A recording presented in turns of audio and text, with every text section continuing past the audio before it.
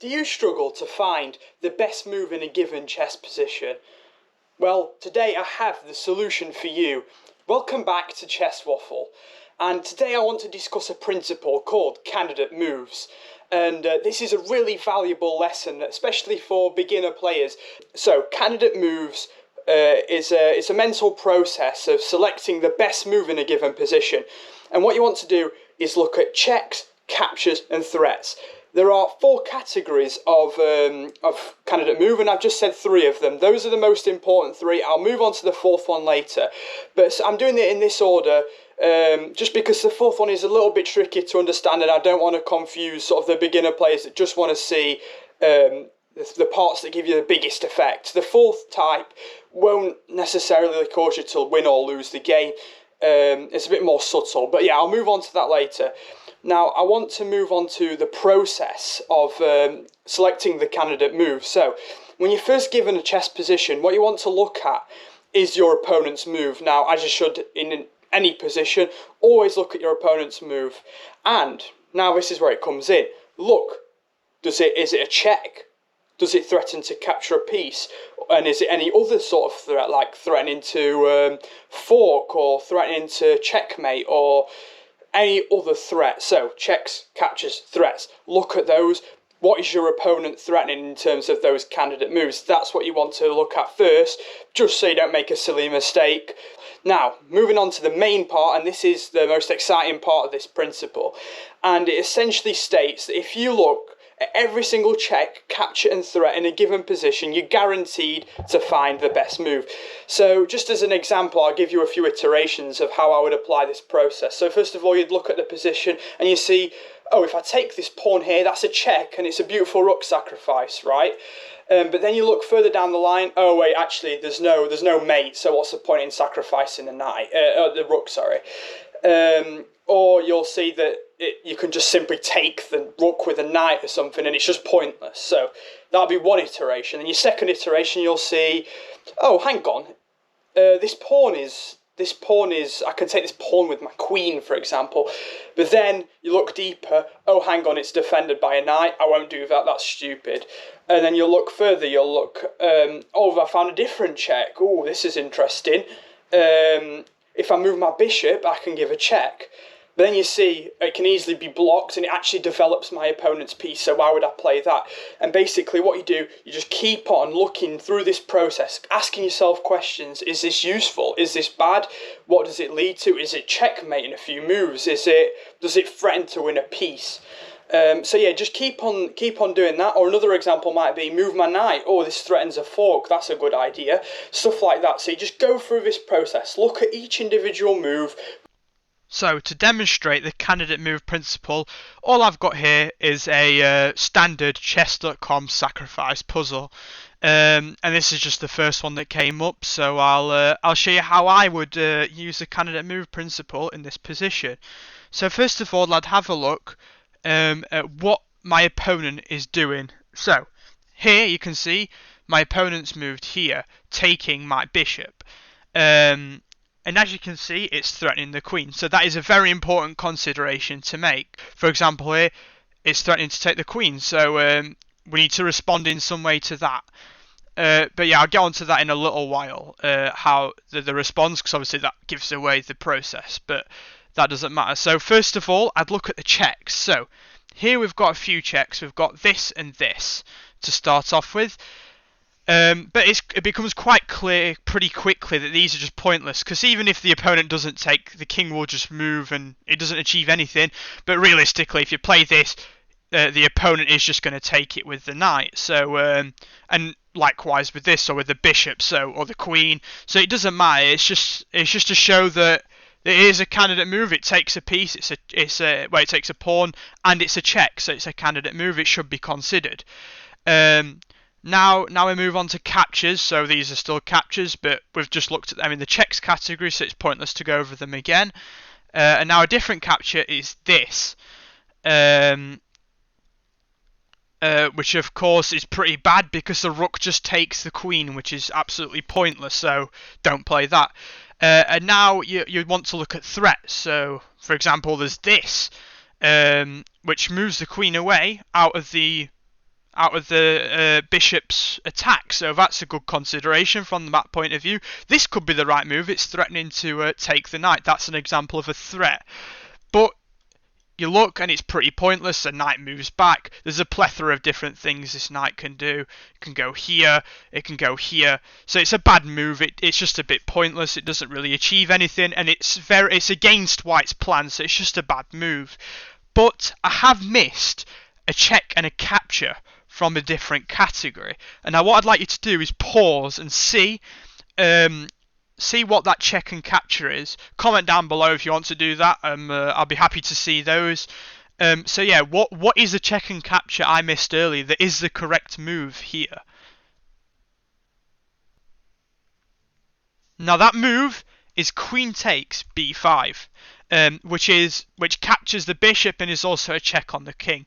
Black responds with queen d7, and now. So yeah, I'll show you quickly from black's point of view. So we've given a check, and black sees that. So you've got to respond in some way. You can move the king. You can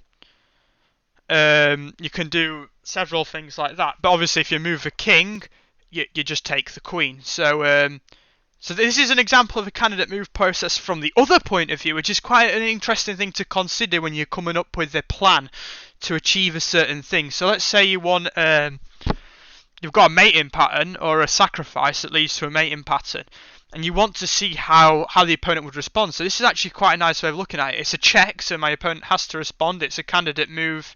Sorry, it's a defensive candidate move. So you've got to block or you've got to move out of it. But if you move this way, you just take the queen. Well, if you move either way, you just take the queen. So obviously that's a bad idea. So you're going to block it in some way. This block is pointless. I just take it. Oops, these arrows. I just take it, and this is this is the correct move, which is what black plays, as you can see. And now we're back to white, and you just go through that iterative process again. So checks. Is either of those checks useful now that the position's changed slightly? No, it's not, but it could be useful later down the line. We'll see if that proves to be true. But now, no, it's the same. It's the same case. You just take it. There's multiple ways of taking it, so it's just a bit of a pointless move. So yeah, that's useless. So let's move on to the next category of taking. So what pieces can you take here? Well, we've looked at these, so I'm not going to mention that again. You can capture the queen with check as well. That is a check that I ignored. But that's not very good because it just doesn't achieve anything. It just ends the whole sort of attacking momentum of white. So that's a bad move. And you can see that when you go through these iterations. So now we'll move on to threat because the capture isn't very good. So this is a threat, for example, threatening to take the rook, but it's not a very good threat because black just moves the rook here, for example. Now there's another one. It could be this, for example, threatening to take this, but black just takes your knight, so it's not a very good threat again. So you just cycle through these different possibilities until you find the best move. Now I have again missed a very good move that is a capture and is also a threat, which is quite nice. And another interesting fact about this, it's one of the knight moves, the plan after is one of the knight moves that has not been possible so far, and that just shows how important it is to account for all your candidate moves. So pause now, comment down below if you find it. It's a capture, and it threatens to do a candidate move that we considered earlier. Can you find it? So the move is queen takes d5, and the plan is there's obviously this threat here, and it's a nice little royal fork. So that is the idea of the sacrifice. It's to do the royal fork, and so yeah, now you've won a queen. But the beautiful part about this process is we consider this candidate move the first move we considered. We thought it was just completely stupid because it just loses a piece, but actually a few moves later down the line it proves to be a beautiful move in a beautiful queen sacrifice. So yeah, I hope you found employing the candidate move process here useful, and I urge you to, in your games, especially if it's a longer time control, 5 minutes and above I'd say, but even on a lower time control, if you're stuck, use your intuition along with the candidate move process. Trust me, you will not go wrong. It's a very good thing to employ, and I guarantee that it'll give you some nice games if you employ it correctly, like I've just demonstrated here. So yeah, look at the different checks. These are your checks. Look at the different captures. Oh, sorry, I'm in the wrong position. Look at the different checks. Look at the different captures. Look at the threats. And eventually you'll find what the best move is. So yeah, that is the candidate move principle, and I hope that was useful. Okay, now I want to talk about the fourth type of candidate move, which I did mention earlier in the video, and that is prophylaxis, or also known as a prophylactic move. This was first proposed by Grandmaster Aaron, just as a fun fact, in his book My System. And basically, what it is, it's a preventative move. It's from the Greek phrase. It's from a Greek phrase, and it essentially means a preventative move. So, for example, a very common example is in the Najdorf Sicilian, which I'll flash up on the screen now, and it's A6. But it's a preventative move that stops a piece coming in.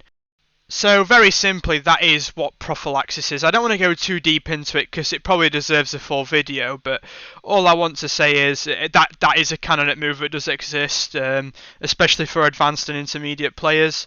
It's typically seen in the opening, but I have seen beautiful examples of it being played in the middle game. One that springs to mind is Capablanca.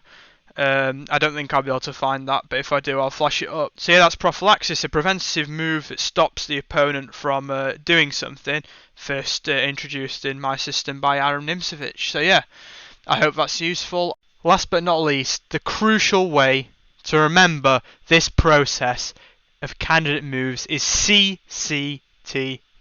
Now, C obviously for check, C for capture, T for threats, and V not really for anything, but I guess it's kind of a prophylaxis. That's just there for to make it sound good. So yeah, CCTV, remember that, it won't let you down. Hi guys, I hope you found that video useful of looking through the candidate move process, and please tell me how you applied it to your games. I'd be very interested to know what results it gives you. And yeah, it is a lesson that every player should learn, and a lot of trainers do implore you chess players to learn this principle because it is that powerful and that useful. So yeah, let me know how that goes for you. Please like and subscribe also if you found this video useful, and I'll see you in the next one. Goodbye.